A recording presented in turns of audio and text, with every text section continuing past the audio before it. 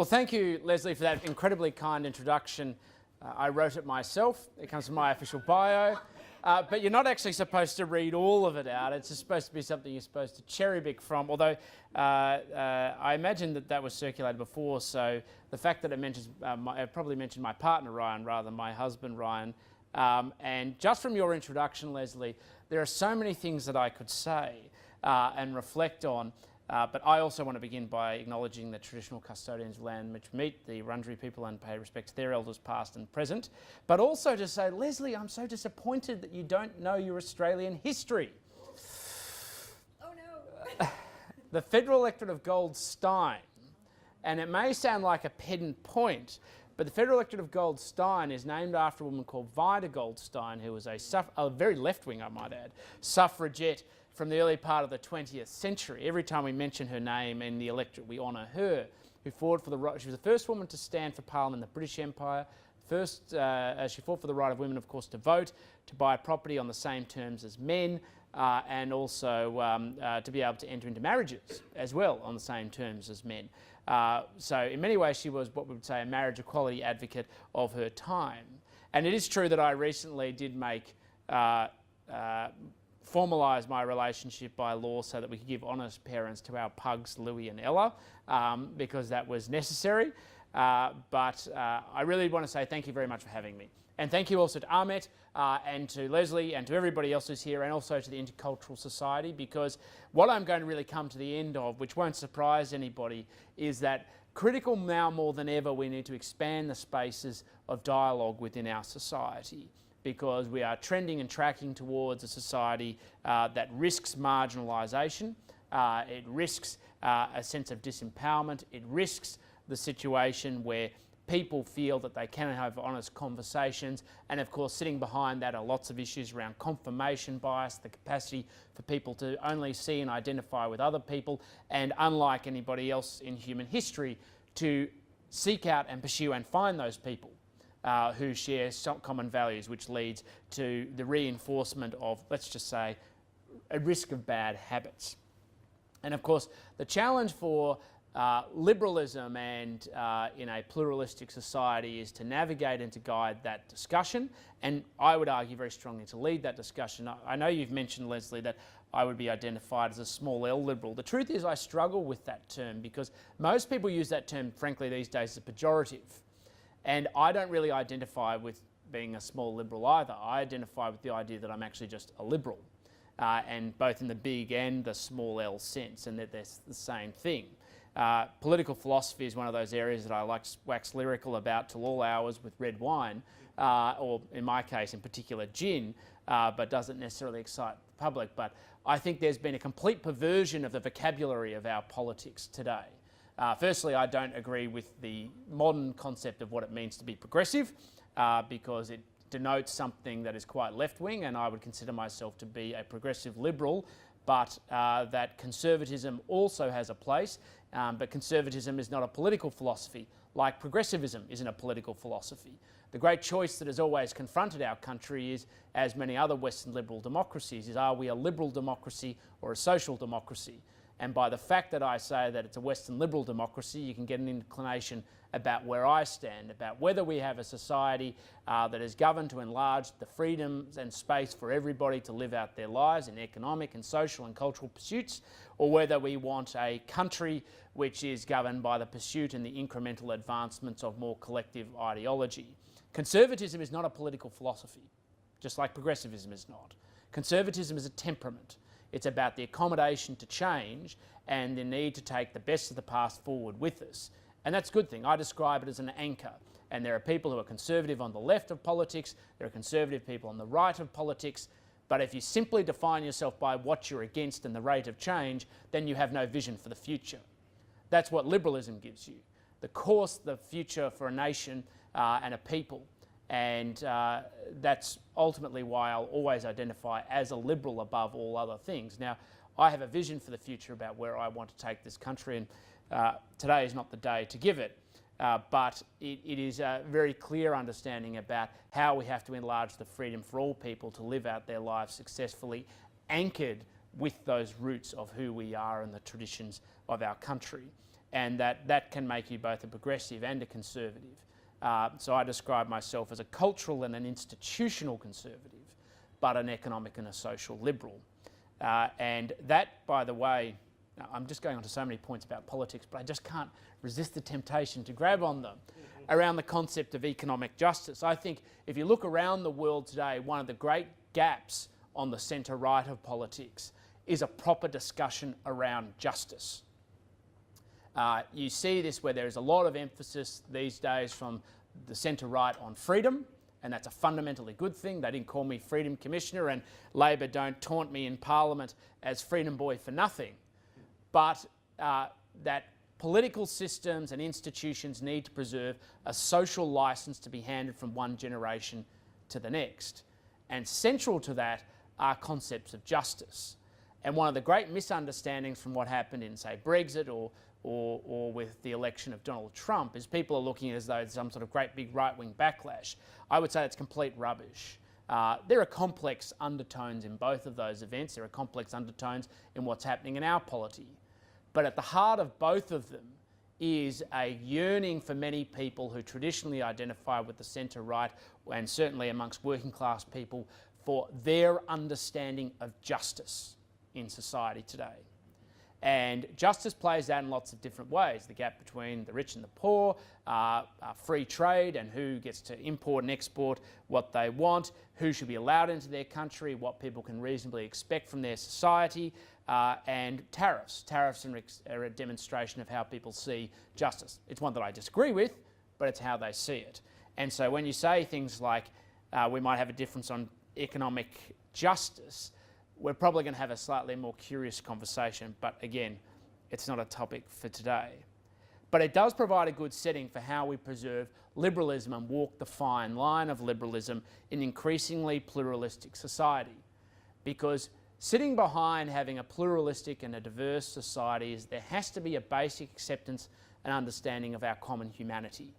And if you look at almost every egregious example through human history where there has been particularly in the modern era, where there has been threats to pluralism and diversity, is because one section of the community has decided that there isn't a common humanity and seek to denigrate and demonise those people who have come from a different background or pursuit.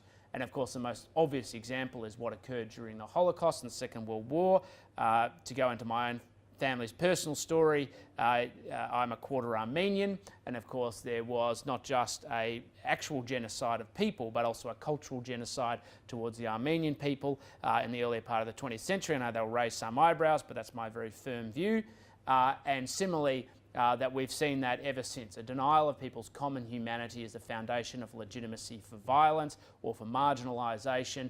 And we see that from time to time in debates here, where people seek to undermine that basic principle in a liberal democracy, even in modern Australia today, though we're very fortunate to say it's relatively marginalised, and that we have to recognise the need to preserve and protect that fundamental respect as the foundation for all law, and to understand that as the foundation of our rights, while still trying to pursue justice to improve outcomes in our society. And that is not a straightforward exercise, because too often we confuse what rights and justice are at different times.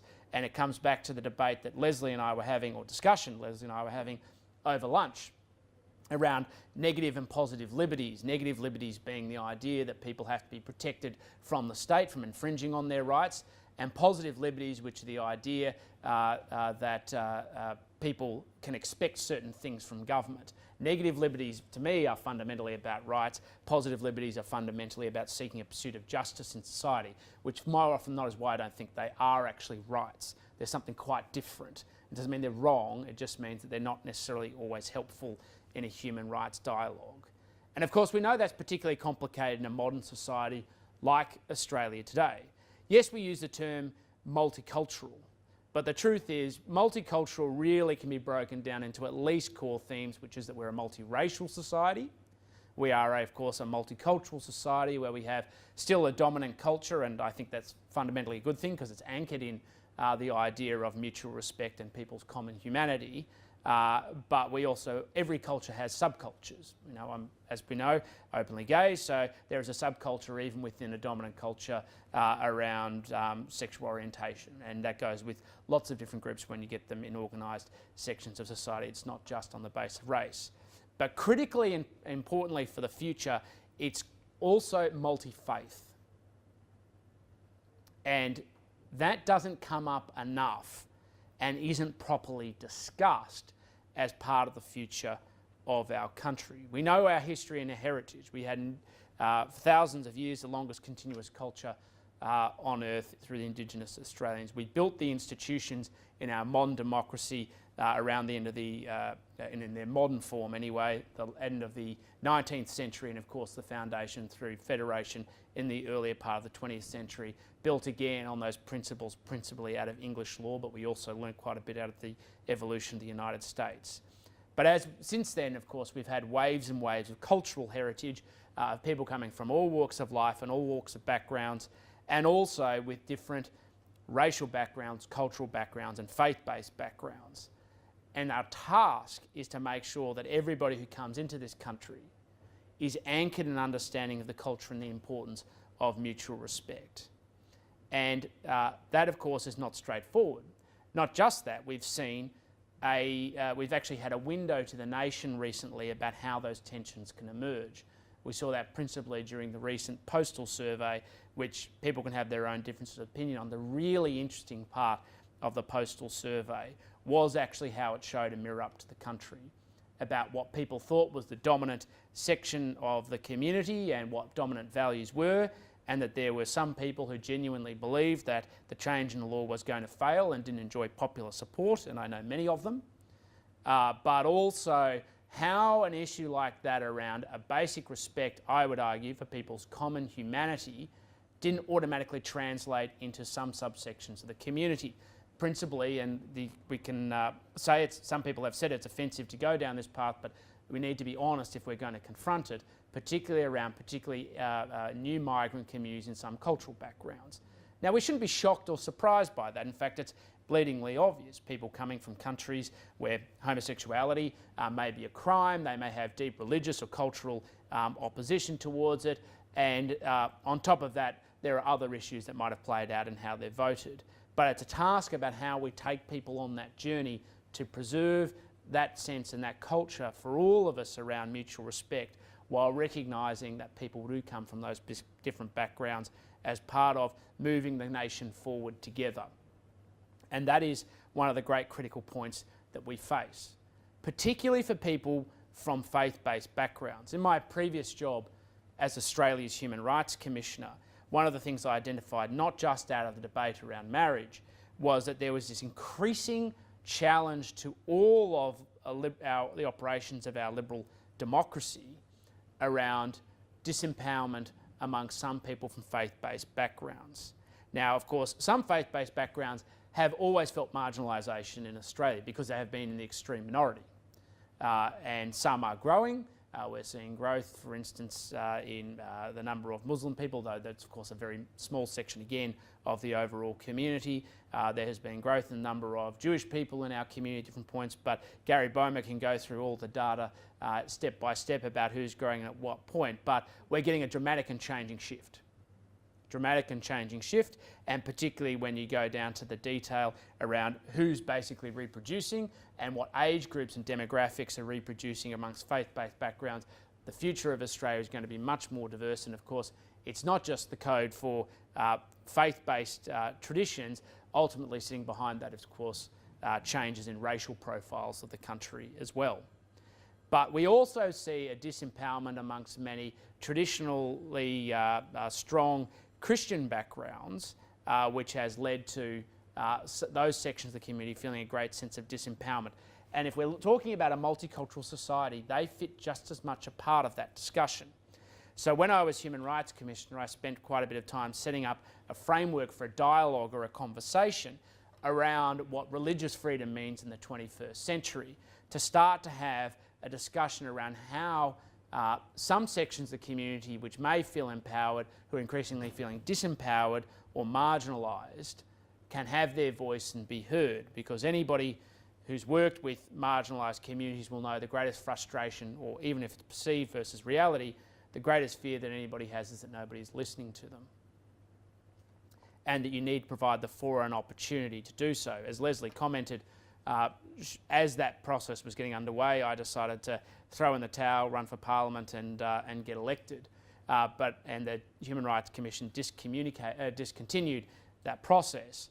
But I'm thankful to say that they're now re-looking at establishing it because they can see how critical it is for the future of pluralism in our society and a culture of tolerance and mutual respect. And in fact, what the Postal Survey brought out was this very strong view around difference of opinion, particularly on faith and tolerance, and what that means in a free society.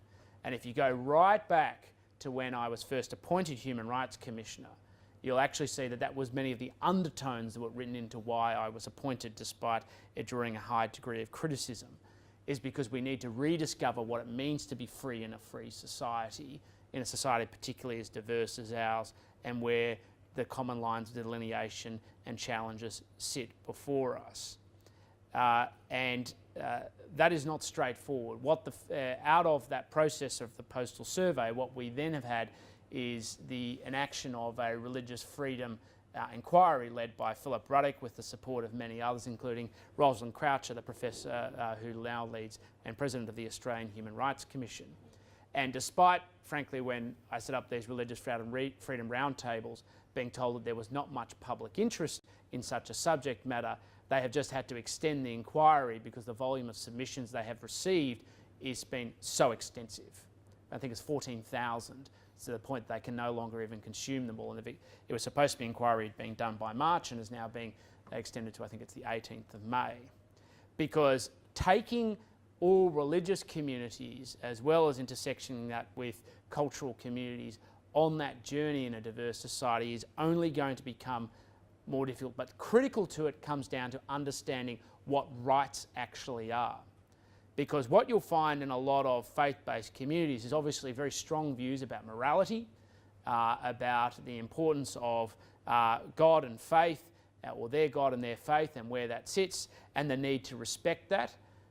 But there needs to be a process of education on both sides.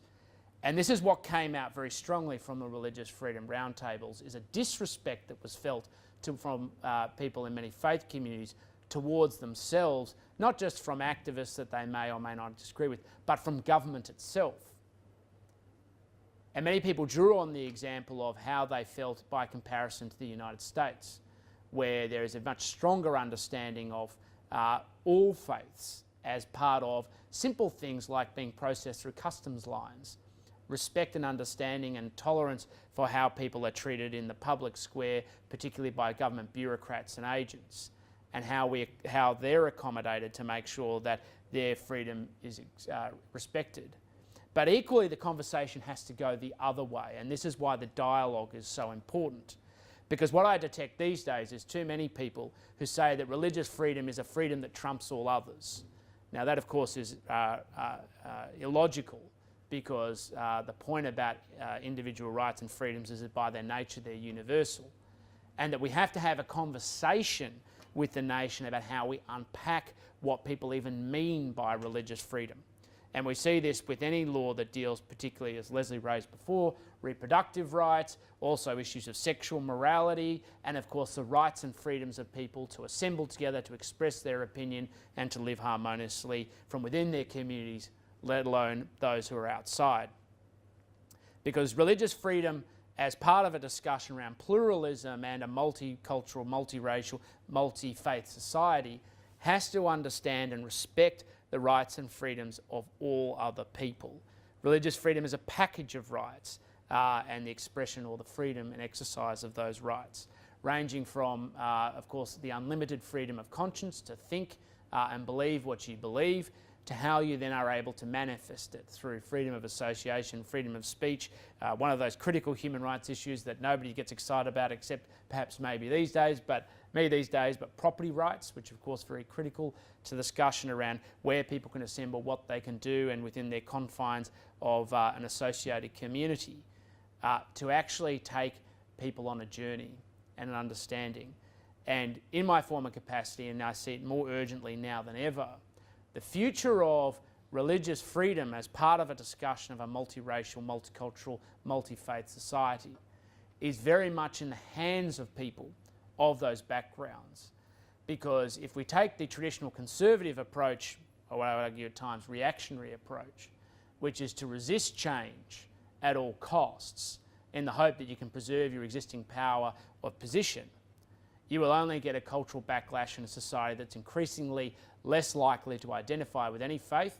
And I put that in the context that people of no faith are the largest group in my electorate according to the latest survey data, followed by Catholics. And if you think about the Goldstein electorate, which covers Elsternwick to Beaumaris on Port Phillip Bay for the most part, Anglicans, which have been traditionally the most dominant group, are now only 12%, which is a pretty significant shift. But these shifts are representative of the whole of society. And that preserving freedom is centred around people of faith backgrounds, and religious freedom is centred around people of faith backgrounds having an opportunity avenue to have a dialogue with the whole of the community about what that means to them, but also absorbing and respecting the fact that there are different freedoms in play. Because the alternative is, and human history has shown it, when a group who feels disempowered and marginalised, particularly when they've been in a predominant position over time, don't have the outlet to voice their concerns and find avenues to be respected, which will change over time as attitudes change within the whole community. It leads to consolidation, to focus, to organisation, and sometimes to activism to reassert that power, or certainly when they feel dramatically under threat. And there's a great misunderstanding, particularly, frankly, from a lot of the more atheist parts of the centre-left of the political spectrum, and that's not designed to be a pejorative statement, about the importance of faith as part of identity. And I suspect everybody here understands the importance of identity as part of people's sense of confidence and security in the country, but that faith has an equally important part and can't simply be dismissed because technically you can choose it or not. And that seems to be very missing from a lot of the discussions, particularly our modern concepts of identity in a pluralistic society. And if we don't take account of that, it can have very deleterious consequences. Thank you very much.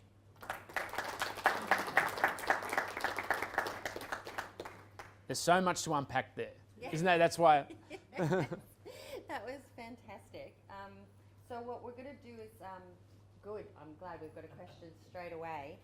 I thought I was going to have to throw one at him, and that would have been awful, wouldn't it? So, Gary. Thank you for that, Jim. The context we're working in is a new one. Yeah. In the olden days, it was Catholics versus Protestants, and we had to keep them from throwing stones at each other. And then we had a period of ecumenism, where we had to get the Protestants to not throw stones at each other. We expanded that to include other religious groups. But as you said, the largest single religious group are the nuns. Mm. And, interestingly, those declaring themselves to be atheists had the same number in 2006 as 2016, 32,000. Only 32,000. Lousy 32,000. Atheists are not nuns, nuns aren't atheists. So, in terms of managing this diversity, and you've been talking about it very eloquently, but mostly about keeping religious groups and incorporating religious groups and dealing with people in religious groups, you now have a third of the population that's out of that. Mm. And pose, I think, one of the greatest challenges to the management of religious diversity. How do we get them into forums like this, into multi-faith advisory group meetings and other kinds of places where their voices too can be heard, because they aren't organized, but they're there. They're different. Well, we'll come to it. We'll come to it. Don't worry. Just because people are nuns doesn't mean they don't care. And I think this is one of the, but equally, it also means sometimes that they don't care. They're just not interested or engaged. And I think that presents one of the great challenges, because is it always necessary, by the way, to engage them? the predominant culture that still exists within our nation and forever may be so is a live and let live attitude to how we engage with each other. In fact, Australians, David Marr, who's a person who would be fair to say, and he and I occasionally have some slight disagreements, but makes the point is actually Australians have a very high degree of respect for faith, even from those amongst who don't have faith. They respect the people that have them. They respect that people want to live against a moral code or ethical code, or however we want to describe it, anchored in a religious tradition, and don't actually like to see that infringed. But there's a difference between how they see that between people living and self-regulating their lives, and then, of course, using it to impose them on others. And that's where the points of tensions arise. So how do you engage people who don't care? And I mean, you're starting from a pretty negative position. For whom it's not an issue. But it actually, one of the critical things we did in the religious freedom roundtables we did is we deliberately brought together people who are humanists and secularists and rationalists and everybody else. Now they do care, to make it clear. They, in fact, arguably sometimes they might care too much in comparison. They see it as the critical issue in defining how society is governed, and I don't think that's the case. So I think we've got it's why coming back to those laws and those principles anchored around common respect and mutual respect for people's common humanity ultimately transcends that, because that's where, in one sense, the lowest common denominator unites everybody. And it's when people are seeking to overthrow that'll limit that. But there is clearly a role around, and again, Leslie and I were talking about this over lunch, around public education. And the role of public education in understanding the traditions and the backgrounds to make at least some sort of understanding of where people have come from and how that informs their worldview. Because sitting at the heart of an understanding of common humanity and mutual respect has to be a degree of empathy and understanding of people's circumstances and how they come to see the world, so that you can take people on a journey towards a more pluralistic society. And the truth is there's very limited amount of that. In fact, particularly in some communities, we of course encourage people to cluster and actually disengage. Now I'm saying it's a good thing, I'm saying that's ultimately what occurs. And the role of public education always has to be to break that down and bring it back to that same central point. So if people choose not to care, that's their choice, but they can still find the space to respect others. Now, let's not say that it's just up to public education. We massively underestimate the power of, obviously I'm not a big fan of more and more laws, the power of informal codes that operate across the whole of society. Look at how workplace relations codes work these days in promoting tolerance and respect in a way, frankly, that transcends a lot of what government could ever do. Look at the role of sporting organisations and how they play around promoting mutual respect. And of course, the same occurs at a university level, but you know, I could get into a long discussion about universities, and for instance, the story at the University of Sydney today, where they're somehow prioritising different identity groups and they're debating societies, and that's where we confuse, I would argue, rights and justice and what justice is in society. But we actually need to be building up those informal sections of the community more effectively, continue to build them up, because they are being effective and arguably much more effective than a lot of the institutions that seek to achieve it in a more explicit way. And that's not to take a swipe at any of those institutions, but it's through a lived culture that these values live on, more than it is through a codification in law. Tim, can you tell us what none is before you go on? Well, people who just, so Gary can do this much better than I can, but in the last census and the one before, they added a new book, a new categorisation under people identified as religious. None has been a tick box for several censuses.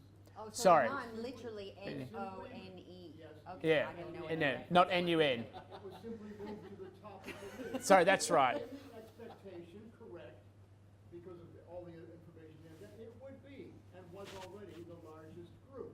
Yes. Otherwise, the groups were listed in order of size. So the video, just for the people watching on the video or any other medium, it was that on the census there's a tick box under faith and people have none, and it was moved at the last census or the ones before that, last one to put up. So that's what put to the top. Before that, it had been at the bottom. But traditionally being the bottom, it had been moved to the top. And that, because that ultimately is where I am, just as put into context. Now, I suspect Now, I imagine in earlier senses I would have done what my mother did, which is you write Cove, because I'm culturally Anglican. But these days, it's the confidence that people feel to say, actually, I really don't have any faith. And they're quite relaxed about it. But equally, that's a reflection on society as well, that I no longer, or anybody else, feels the need to identify with a Church of England background or equivalent. It probably also has something to do with demographics in terms of points in ageing, because of course when you go into an Anglican school you might identify with it as you move further on past that stage, but that's just a proposition by me. On that point, saying that you are none is the largest response category for every age group until you get to 65 plus. Okay. So it is demographically driven. Yeah, let's get somebody else. Yeah. Oh. Yep. Yep. I was next, actually. Oh, Yes, so you are. go ahead. You Sorry. go next. And then I had to go back to when Gary said that the nuns aren't organised. Well, of course, I'm president of the Rationalist Society, and we are organised, and Tim did very kindly invite us to his Freedom of Religion Roundtable. Two things I want to say. One is, we have tried, as an organised nuns category, to approach interfaith organisations with the suggestion that they expand their members beyond faith-based organisations. We have failed because they have rejected us. It's not just that they ignored us, they considered it and they rejected. So there's a bit of movement. I mean, we approached and in good faith, because in good non-faith, The good secularism. because we were seriously agreeing with you, Tim, that we all have people of goodwill who want the best for this country, and that goodwill is not based on belief in a religious sense. It's more based on a philosophical commitment to being a good citizen and having respect for one another. However, as I said, we were rejected, consciously rejected. Now, the second thing I wanted to say was that when you talk about people, the nuns, many of them not caring, that's true. Before I became president of the Rationalist Society, before I joined back in 2006, religion was simply irrelevant. you're going to me. arrive at a question soon, aren't you? I'm going to say this very quickly. Okay. Very quickly. It was irrelevant to me. But I would also say, Tim, that for many people who would tick a religious box on the census, religion is actually irrelevant to them too. Sure. And so the activists, those of us who are in secularist societies, we are activists in the same way that there are religious activists, but we are both minorities. So can I just make it's not a critique of it, it's an accompanying statement to that, which is, I don't disagree with you. I mean, first we know that there are plenty of people who are culturally of faith, or at least identified, because of course you can't separate out faith and cultural backgrounds explicitly. So many people are of cultural faith but not actually in practice, and we know that from the number of people who turn up to church and the like on Sundays, though it's not just an Anglican Catholic thing. But I do think we need to respect and understand that intercultural dialogue or multicultural dialogue or multi-faith dialogue sometimes does have to exclude people from other backgrounds, because, and we went through this again, having these conversations in setting up the Religious Freedom Roundtable, because the freedom to be able to talk about issues honestly sometimes only comes from having a certain environment of people who have similar or shared experiences. So by having people from rationalist or secularist backgrounds certainly does sometimes change the dialogue and tone of the conversation, because it can very quickly shift to what is the place of religion in society and the topics that can be thrown on the table. But when you get people from, say for instance, institutional positions of faiths, they might be having a very different discussion about what matters to them in terms of their place within society and the freedom to express it.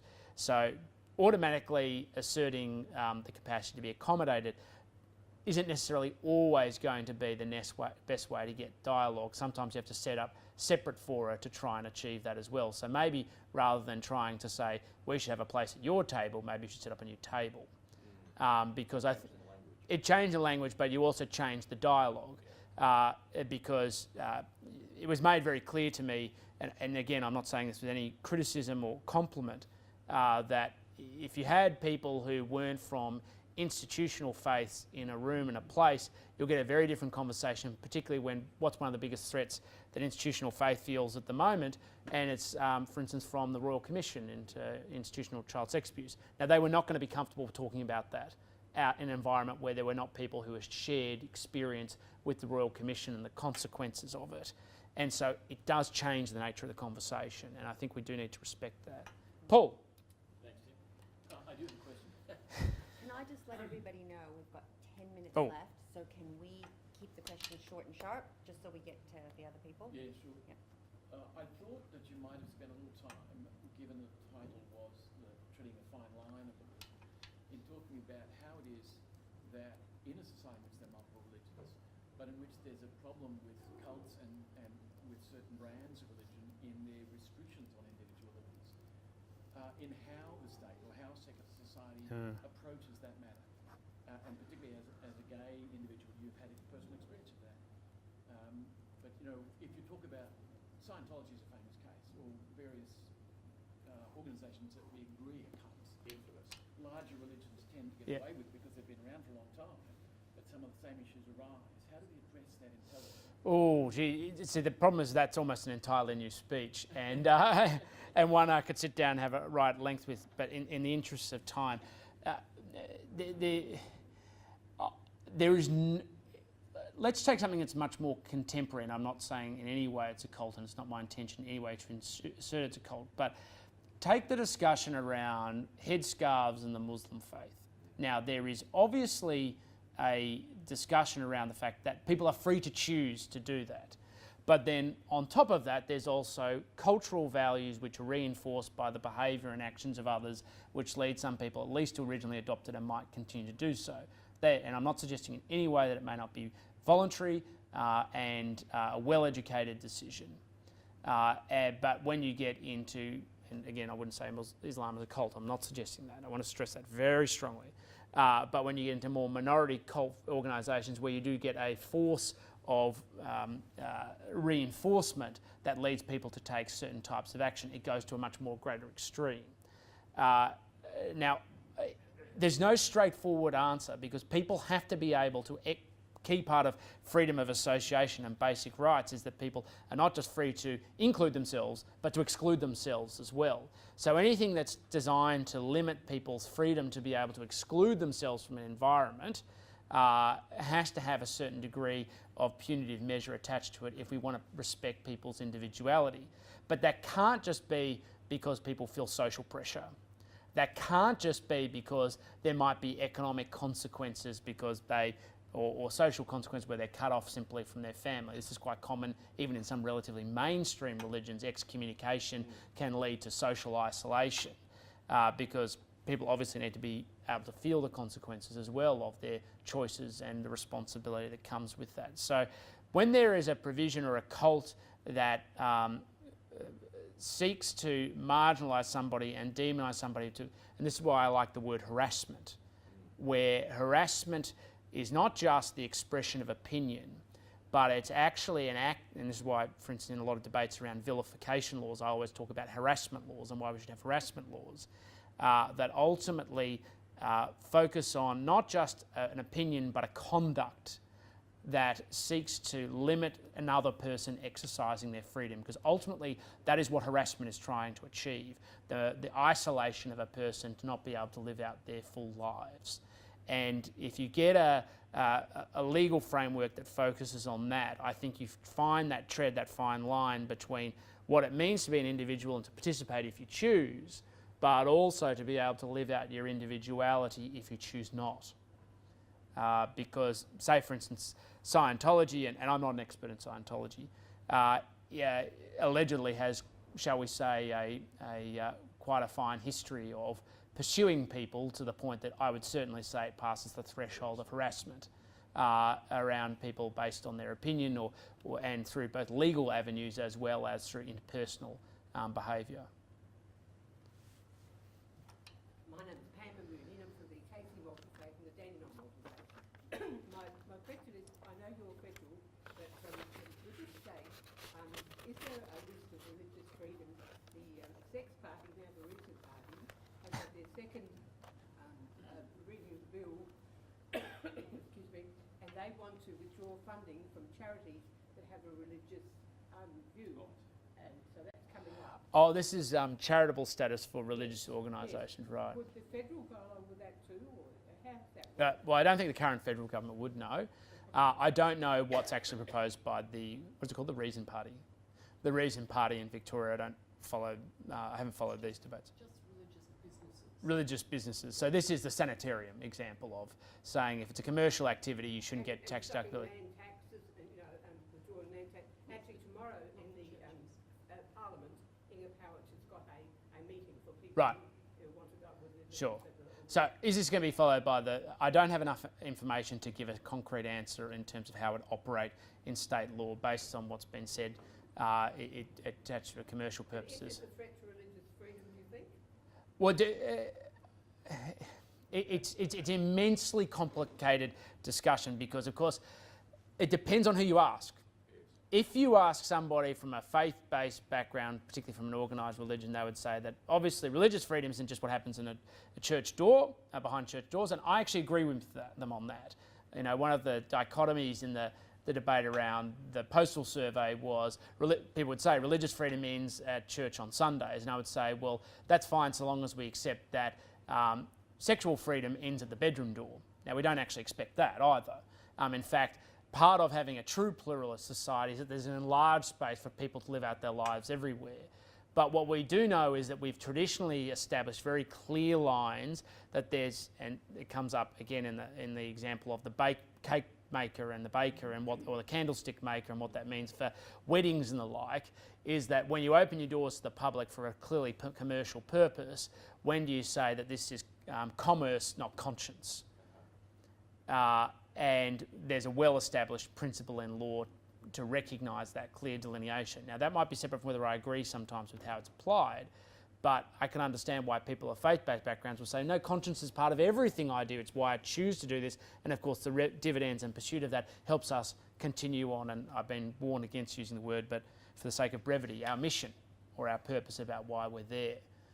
So it depends on who you ask about whether you think it has an impact on religious liberty. This is the challenge that public policy makers have to make about where those lines begin and end in a free and pluralistic society. And people will have very radically diverse views, because nobody would dispute that what a religious organisation does, both within their institution but in terms of their ecumenical and pastoral work, should be covered. But commercial is an entirely different matter. Tim, this is going to have to be the last Oh, right, question. okay. Are you going to be around a little bit afterwards, or have you got to shoot off? I've got to head off into town, but I'm happy to take one last question. Okay, And yes. One more question? No, really? I Oh, have one. go for it. Well, I just thought your talk was brilliant, and I was really interested in the bit where you talked about showing respect. You know, this Yeah. whole concept of a powerful group feeling itself marginalised, and if you keep that dynamic going where that people don't feel listened to and have their view respected, then you're going to get a backlash. That's going to be a problem. What does that mean? Like, cash that out for me in the sense of respect, as in the laws of the land need to reflect their particular religious view? No, it's why I always say mutual respect for people's common humanity, which is the law always has to be anchored around people's common humanity. Now, once we get past law, then there are, of course, enormous number of social structures, but it always has to revert back to that, which is why I'm, and this is another whole lecture in itself, very hostile to a lot of the contemporary discussion around identity politics, because ultimately it leads you to say that to preserve, we're no longer looking at equality before the law or what we call formal justice, towards moving to a discussion around informal equality, and really what we call, it's not equality before the law, it's equity before the law. And the more institutions seek to do that, the more they create, they'll ultimately have to pick favours based on how people see justice in society at that given time, recognising it changes. Many years ago, as an example of this, I was at a student conference when I was young, and they had what was called a fair speaking list or a progressive speaking list, which, has anyone ever heard of one of these before? It's quite a unique concept where people get to speak proportionate to their marginalisation within society. Now, you might dismiss that, but this was a big thing, and in fact, really it sits around a lot of the discussions around identity politics today, where people like me, because I was a white male, only got to speak once, and I had to wait until everybody, I'm not joking, until everybody else had spoken as a marginalised community. At any point somebody from a marginalised community could interrupt me, because, of course, and as demonstrated by the microphone today, I have sufficient access to a platform. But what gets more perverse is once you get past the idea that, all right, he's the worst type because he's a white male, and in my context also because I was gay, I got a little discount for that, then how you actually wait out different other marginalised communities. And the truth was, and this was literally the rational and reasoning that goes with it, is, well, Asian people have been here longer and actually economically more powerful, which in comparison to other marginalised communities, which is true, and therefore they come after us. Of course, and it's not said in any way pejoratively, but an Indigenous disabled person, etc., would get the maximum priority, can speak as often as they wanted. Now that's extreme, and I'm the first to concede that's an extreme, but it's also what happens when you stop acknowledging and respecting people on the basis of their common humanity and start to assert other prioritisations. And so I'm not oblivious to the fact that some people have more power in society or more privilege in society, and that there are challenges for taking people up in a process of justice. But when you start to design structures to try and achieve it and apply it rigidly, it will only lead you to a point of absurdity and the delegitimisation of the process, because the only people who will buy into it in the end are the people who largely benefit from it until such point as it tips over. Okay. So. Can I get everybody to thank you?